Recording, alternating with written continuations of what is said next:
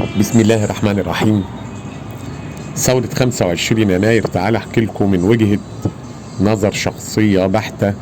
يوم 25 يناير هنتكلم النهاردة عن اليوم الأول، يوم 25 يناير. كنت متفاعل جدا مع الدعوة، وكنت بكتب ومتحمس قوي للدعوة بتاعت 25 يناير، ولكن كتاباتي كان يغلب عليها الطابع اني انا ما عنديش امل ان الناس تنزل، لكن اي حراك يبقى شكله كويس قدام الظلم والطغيان، وخاصة اني كنت تعرضت قبلها بسنة بالظبط في 2009 يعني، لان احنا يناير في اول 2011، فتعتبر سنة وكم شهر. في اخر 2009 تعرضت لظلم كبير وخرجت منه يعني بردك بالمعارف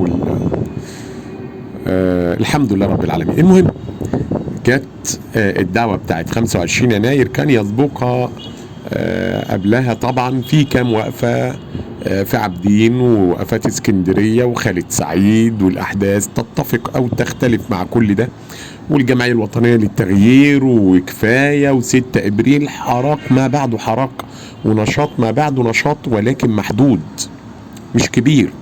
الناس في الشوارع كل واحد باصص لحاله ولنفسه وملوش دعوة بالتاني، ولكن في حالة غليان، زي ما بيقولوا النار تحت الرماد او الجمر تحت الرماد. فالمهم، يوم 25 يناير قمت الصبح على تليفون من اصدقائي، احنا رايحين نزور محمود زميلنا الله يرحمه طبعا، كان وقتها مريض، فرايحين نزوره في مستشفى القصر العيني، هتيجي ولا لا؟ قلت لهم لازم اجي لان محمود حبيبي يعني. فخرجت ورحت معاهم، ووصلنا المستشفى من ناحية كوبري الجامعة، قضينا الواجب بتاعنا وخرجنا. فاحنا خارجين فبقول لهم يا جماعة النهاردة على فكرة الدعوات بتاعت، قالت ما احنا شايفين الجو عادي يعني، جوه المستشفى الدنيا عادي، واحنا جايين من الجيزة على كوبري الجامعة الجو عادي، ما فيش حاجة خالص يعني. ثم ان انا ما اعرفش ميعاد، الناس كانوا متفقين على انه ميعاد بالظبط اللي في الحراك في الدعوة بتاعت الثورة. فخرجنا من شارع من عند الكوبري اللي قدام مستشفى القصر العيني، المقابل لشارع القصر العيني والسيدة زينب والمنيرة يعني.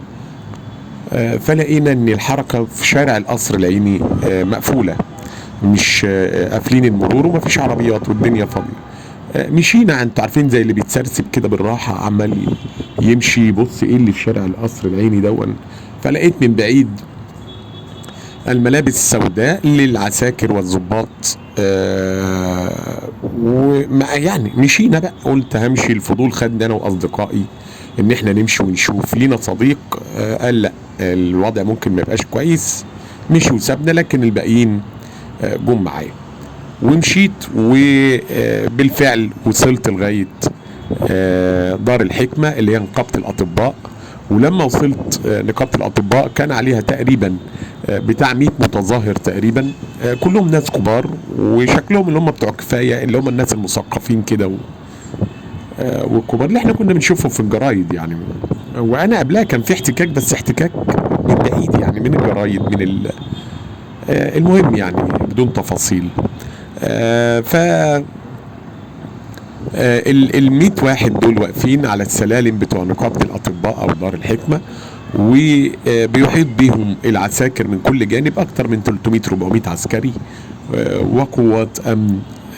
فعدينا، فهم فاتحين لنا الرصيف اللي قدام النقابه، مش رصيف النقابه، لا الناحيه الثانيه المقابله ليها، اللي هي يبقى في اتجاه معهد التعاون، وانت رايح التحرير يبقى ده رصيف معهد التعاون وروزا اليوسف وكده، ووزاره التعليم العالي والتموين ومجلس الوزراء.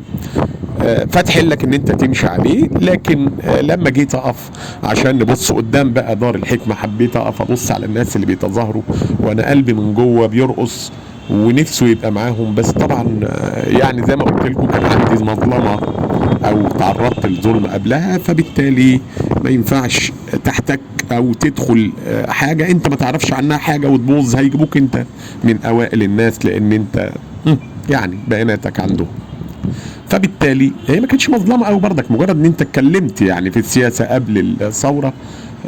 فيعني المهم وانا واقف بتفرج على الهتافات اللي بيهتفوها العظماء على سلالم دار الحكمة. فجالنا لواء يا اساتذه في نص الطريق كده، هم ما بيننا وما بينهم، وقفوا بصوت عالي عشان يسمع الصحافه ويسمعنا، ويبقى فيها نوع من انواع الحزم يعني شويه. هو مش هيستخدم العنف، وفعلا ما استخدمش العنف. خلي بالكم، انا عايز احكي لكم عن حاجات انا شفتها قدام عيني، دي لله وللتاريخ يعني، لله قبل اي حاجه وللتاريخ عشان ما نظلمش حد، وغير الظلم يبقى شهاده حق. فبالفعل الراجل الضابط اللواء واضح ان هو كبير المساله يعني، لان بيبقى فيه لواءات كتير، فاتكلم وقال يا جماعه كمل على طول او ادخل معاهم. قلت له يا سلام، يعني انا ممكن ادخل معاهم يا فندم؟ قال لي طبعا مفتوح، لو عايز خلي العساكر يدخلوك، بس خروجك انا ما اضمنوش. وبصوت عالي نفس الصوت. يمكن ده انا ما كتبتش الجمله دي في البوست، لكن اللي عايز يدخل بس الخروج ما تسالنيش عليه او ما تضمنوش، حاجه زي كده. 12 سنه برضك والذاكره يعني، بس لا، ذاكره الاحداث صح يعني، لكن الكلمات هي اللي ممكن تخونك. بمنتهى الادب على فكره، وهحكي لكم عن مواقف اكثر رقي كمان من بعضهم يعني، من اللي قابلناهم. ف اخترت ان انا امشي واكمل التحرير واشوف، لان انا ما اعرفش فعلا اللي واقفين دول مين يعني. فكملت الطريق فاضي، مجلس الوزراء والحاجات دي، لغايه ما وصلت عند المجمع. فلقيتهم قافلين القصر العيني، فلازم تطلع من على قافلينه بالعساكر، فلازم تطلع من ناحيه التحرير يعني. مدخل القصر العيني من ناحيه التحرير مقفول بصف عساكر، حائط بشري من العساكر، فلازم تطلع من على رصيف المجمع. فطلعنا من على رصيف المجمع انا ومحمد اخويا واصدقائي، وقفنا نتفرج. ما فيش حاجه تتفرج عليها اساسا، بس سمعنا في اللحظه دي اصوات همهمه، وجايه من بعيد بقى اصوات صيحات وهتافات. فبالتالي انت وقفت اتسمرت مكانك، عايز تشوف ايه اللي بيحصل دوت، ومش عارف. انت الدنيا فاضيه خالص، ما فيش الا عساكر بس وظباط، في سواء في ميدان التحرير او في الشوارع الجانبيه. كل الشوارع مقفوله بحوائط بشريه من العساكر والظباط. ففضلت واقف لغايه اما بان وبدا يظهر المتظاهرين من شارع محمد محمود جنب الجامعه الامريكيه كده. بدا يظهر المتظاهرين وهتافات. العساكر ما قدروش يستحملوا قدام الضغط بتاعهم، اتفك في اللحظه، سبحان الله، اللحظه اللي انا وصلت فيها فاتفك. انا واقف بقى على الناحيه المقابله ليهم عند المجمع وبين السور، فاتفك الحصار او تفك الحائط البشري. فالمتظاهرين زي بالظبط زي ما انا وصفتها في الكتابه، ان زي بالظبط الطالب لما بيخرج حصه الالعاب او الفسحه بقى يجري ويتنطط. الميدان اللي هو مخطط ان يبقى الوقفه فيه او الوسيره او المظاهره او المسيره يعني، او المظاهره بتاعتهم هتبقى فيه، اتفتح لهم بعد ما كان مقفول. وتقريبا ممكن يكونوا هم كان في محاولات قبل كده لدخوله وفشلت، وده انا سمعته لكن ما شفتوش، ان اتضرب عليهم تقريبا غاز حاجه زي كده في الاول. الله اعلم، انا ما شفتش. لكن طبعا الكلام كتير وبعض التهويل والتأويل بيبقى موجود، لكن اللي انا شفته احكيه. فلما المتظاهرين فتحوا الحائط البشري وانتشروا، في مجموعه كبيره جدا خرجت وراحت ناحيه شارع القصر العيني. برضك كمان هو كمان اتفك كل الحته تقريبا، جالهم امر بقى فكوا خلاص تقريبا. لا لان بعد كده لقيت في بتاع شامبليون كان مقفول، فما جالهمش امر، لكن دول ما قدروش يصمدوا قدام القوه وجحافل المتظاهرين. في مجموعه كبيره راحت ناحيه دار الحكمه تقريبا، رايحه ما اعرفش عشان مجلس الوزراء ولا عشان تفك الحصار من على المتظاهرين اللي على دار الحكمه. وفضلت انا واقف، فكانوا بيدعونا للنزول. فانزل طيب ما تنزلوا معانا واقفين تتفرجوا. انا واقف اتفرج فعلا حقيقه يعني. اول حاجه انا مش عارف ايه اللي بيحصل ومش مصدق ان ده بيحصل، فبالتالي انا مش هدخل في حاجه انا مش عارفها ومش عارف. فبدات اتفرج وعايز اوصل لغايه الاخر، وعايز برضك اوزن في دماغي هل يا ترى هتنجح ولا مش هتنجح، هيبقى في امل ولا لا، على حسب القوه والعدد ورد فعل الضباط الامن عامه يعني. ففضلت واقف على السور، فواحد بيقول لي انزل ايه انت، فمحمد اخويا يعني بيقول لهم اصل ده مدرس، قالوا له خد الكادر، ضحكوا عليك بالكادر. طبعا الكادر كان 300 جنيه او 250 جنيه، كلام اهبل يعني. لكن ساعتها برضه كانت فلوس بس ما كانتش حاجه يعني. فخدت الكادر وسكت ومش عارف ايه. كلمه حرقت دم حقيقه، واتضايقت منه، لان انت مش مفروض تزايد. عرفنا بعد كده الكلام ده لما نضوجنا شويه، مش مفروض تزايد على اي حد مخالف ليك وتحرجه وتجرحه، وخاصة ان هي مش بالحقيقة. انا اللي مانعني، انت يمكن ما وصلتلوش، اللي مانعني ان عندي ملف وعندي شغلانة في الامن، فمش هينفع ان انا ابقى ادخل في حاجة والناس سابونا. يعني ساعتها لما اتعمل الملف سابوك على اساس ان هم تاكدوا خلاص ان انت يعني مش سلمي، يعني حتى ممارستك السياسيه سلمي، وما تتكلمش بعد اذنك في حاجه بقى، واسكت ومش عارف ايه وخلاص، ومش مره. فالمهم فبالتالي الكلمه ضايقتني، فقررت ان انا همشي ومش هشارك مع حد بالشكل ده. وبعد ما وصلت لنص ميدان التحرير كانت بدات تيجي مظاهرات تانية وتفك طلعت حرب، وتفك الحيطان البشريه من على طلعت حرب، ومن على شارع اللي هو بيودي على قصر عابدين اللي هو بتاع باب اللوق، شارع التحرير اسمه. فالمهم لما اتفكت الامن بدا هنا يدخل بقى ميدان التحرير، لان الموضوع كده هيخرج عن السيطره.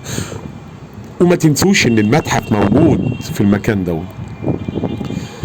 فلما دخل العربيات الامن بداوا الشباب يركبوا فيها. انا كل ده بترقب برضك، انا مش قادر يعني. انا مشيت وفي عارفين انتوا اللقطه اللي هي بتاعت الراجل اللي بيجي، نسيت اقول لكم الوقت اللي راحت فيه المظاهرات، جزء من المظاهرات لدار الحكمه، هي دي اللي حصل فيها اللقطه بتاعت الشاب اللي بيقف قدام، اللي لابس الكوفيه وواقف قدام عربيه الامن المركزي مرشش ميه، اللي بترش ميه، اللي وقف قدامها واضطرها ان هي ما تتقدمش. هو بعد كده في حاجات، في ناس ما شافتش التكمله ان هي تقدمت وهو بعد طبعا، لان كانت ممكن فعلا تفرق. يعني هو فعلا وقف، ما شاء الله، ربنا يحرسه يا رب ويحفظه، انا ما اعرفوش هو مين. وقف شويه، وبعد كده هو لما لقى التقدم بتاع العربيه هيبقى جد بعد عنها. ولكن الحاجات دي كلها بيبقى لها اثر، خلي بالكوا جامد جدا في نفس اللي قدامك، ان انت لا يعني انت ايمانك بالقضيه اكبر من ان انت تموت. فلما دخلنا برضك في اللقطه بتاعت الراجل اللي هو بيبوس الارض بتاعت التحرير. الراجل ده ما كانش بيبوس بس، الراجل ده كان بيمرمغ خدوده، كان ساجد على الارض بيمرمغ خدوده. راجل عجوز كبير هو، يعني كان حاجه و60 سنه وقتها، كان بيمرمغ خدوده شمال ويمين، بيمسح وشه وخدوده في الاسفلت. وده كان منظر غريب جدا، وقلدته كام ست وكام واحد بداوا يقلدوه ويعملوا زيه بالظبط. وانا استهجنت الموقف، لكن بعد كده عرفت الشوق والحاجات اللي بتخلي الانسان يوصل لكده. وكنت بتفرج، انا مجرد بتفرج، واللقطه بقى هو بس الاسفلت فيها. يا دوبك وصلت عند قريب من شامبليون، وكان لسه الحائط البشري اللي هو من العساكر بتاع شامبليون لسه زي ما هو، وفي ضابط واقف ومعاه عصايه طويله قوي، عارفين العصايه اللي بتفض المظاهرات، بس طويله تقريبا لغايه راسه. انا ما اعرفش بيستخدمها ازاي، بس دي يعني حاجه يعني نوع تاني من العصايات الصغيره، اللي هو الروات الصغيره اللي بيضربوا بيها المتظاهرين، بس دي طويله بقى. لما وصلت هناك فبدات العربيات تدخل وترش ميه سخنه. انتبهوا للميه اللي كانت بترش، انا ما جاتش عليا، بس اللي اتقال وقتها انا شفت الشباب بيفرفروا، يعني اللي بيجي عليه الميه يفرفر كده وحاجات، فاستغربت، فبقول لهم ايه؟ قالوا ميه سخنه. ما اعرفش الكلام ده حقيقي ولا لا، بس اللي اتحكى لي مش اتحكى لي وانا مش شايف، اتحكى لي من اللي انا شفته بعينيا، ان اللي بتيجي عليه الميه بيتنطط بيتلسع يعني. المهم والشباب اللي هي طلعت فوق العربيات ووقعت، ده كان قدام عينيا. ركبوا فوق عربيه الامن المركزي وفوق المدرعات، وكانت العربيات عايزه تجري، لان هم حسوا ان الشباب هيسيطروا على العربيه وممكن يأذوه. فكانت العربيه بتهرب وتجري، وهي بتهرب وتجري داست ناس وهي راجعه بظهرها، وكنا بنزعق ونصرخ حاسبوا، وكانوا بيحاسبوا للامانه بعض. يا جماعه انا هحكي اللي شفته، بعض العربيات حاسبت ورجعت قدام. ده اللي كان سامعنا، ما كانش مركز في حاجه تانية. وممكن تلاقي برضك فيهم يعني من ضمن الناس هتلاقي ناس عندهم عداء وما عندوش قلب هيفرم، زي الحاجات اللي شفناها مثلا. فاللي حصل فعلا ان وبعد كده لقينا هجوم على المتحف. لقيت ناس بتحاول تكسر البوابه بتاعت المتحف الجانبيه، اللي هي في بوابه كده جانبيه معرفش موجوده دي لغايه دلوقتي ولا لا، قدام شامبليون على طول، وعمالين يهزوا فيها وعايزين يدخلوا. فانا تلقائيا ما قدرتش امسك نفسي، اسمحوا لي يعني. انا واقف على الرصيف المقابل. انا انا كل يوم 25 ده كنت على الرصيف، ممكن نسميها احمد على الرصيف، احمد ويناير والرصيف. فكنت على الرصيف المقابل اللي هو كانت شركه SAS دين، ولا اللي هي السويسريه بتاعت الطيران، اللي هي ناصيه شامبليون، اللي بقول لكم الظابط واقف ورايا مع العساكر. فلما حصل كده انا اتخضيت وغيرت والحميه، فرحت للظابط قلت له انتوا واقفين بتتفرجوا؟ لقيت نفسي بزعق هو ينفع كده، وبزعق جامد. انا حسيت ان دول ممكن يدخلوا يسرقوا المتحف. مين دول بقى انا ما اعرفش، هقول لكم ايه اللي حصل. ينفع كده وعمال ازعق فهو الراجل لقيت من سنانه بالجز. هم بيبقوا مختارين يا جماعه ناس، احنا عندنا عناصر عالميه. الجزه بتاعت سنانه زي الاسد، عارفين الاسد لما بيجز كده على الفكين بتوعه، فدول بيفكوا. لقيت لك حاجتين كده بالونتين بيلعبوا على الجنبين، والله ما هزار. وانا بشخط بقول له ينفع كده، انا قصدي ينفع كده هتسيبوهم يسرقوا المتحف؟ فلقيته بيبص ويجز، فلحقت نفسي على طول. وانا فعلا كنت رايح اقول له كده، قلت له شباب العيال، قلت له العيال اللي هتكسر المتحف دي انا هتسيبوهم؟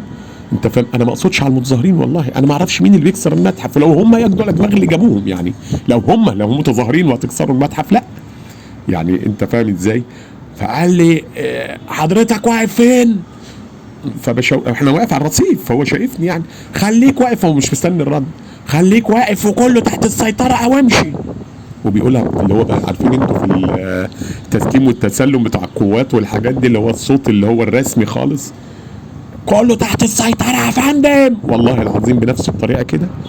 وهو قالها. وببص الناحيه الثانيه فين كله تحت السيطره وانت واقف، ببص الناحيه الثانيه على البوابه اللي كانت بتهز، لقيت شباب بقى بدأوا يجيبوا الشباب اللي كانت بتكسر في البوابة. الشباب اللي كانت بتكسر في البوابة ناس اندست وسطيك، وده حصل كتير جدا اندساس للناس. وبدأوا يبعدوهم عن البوابة، وإلا المخدرات العامة وممنوع ومش عارف ايه. سبت الموال ده ومشيت. محمد اخويا لقيته بيقول لي انت ببلغ ايه قدامنا كلنا، قدام بعض كلنا شايفين يعني، بس انت بتلجأ بلجأ. ايوه يا محمد هلجأ للظابط، عشان هو انا مش ضد، انا ضد الظابط لما بيمنعني ان امارس حق من حقوقي الشرعيه. لكن لما انا كمان ابقى غير شرعي واخرج عن الشرعيه، انا عمري ما هبقى ضده. ده يبقى جاحد ويبقى كافر ويبقى راجل منافق. يعني لما الاقي واحد بيكسر في ممتلكات البلد، انت فاهم ازاي، وظابط مثلا رايح يقبض عليه او يتعامل معاه، ولو الراجل ده اللي بيكسر ده معايا، لا انا مش هسيبه، انا ابقى مع الظابط. احنا هننافق. هو انا ضد الظابط لما بيقنعني، لكن هبقى ضد المواطن اكتر لما الاقيه بيخرب. ما علينا.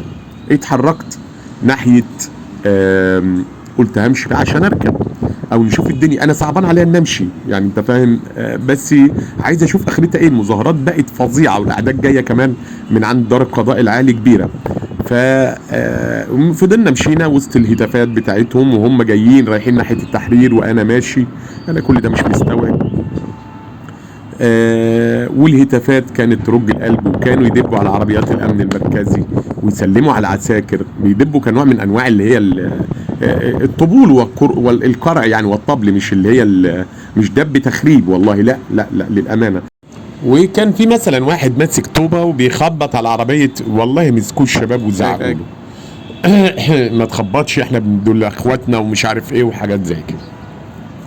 حتى بعد كده يعني الجزء الثاني بقى اللي هو 28، هحكي لكم انا عن 28 والظباط اللي كانوا واقفين وسطينا، ظباط الاقسام اللي هو اللي كان والله يعني وقتها بس ان شاء الله بس نفتكر باذن الله، واحكي لكم عن ظباط اسم الدقي اللي خرجوا الخراطيم للمتظاهرين عشان يملوا ميه ويشربوا.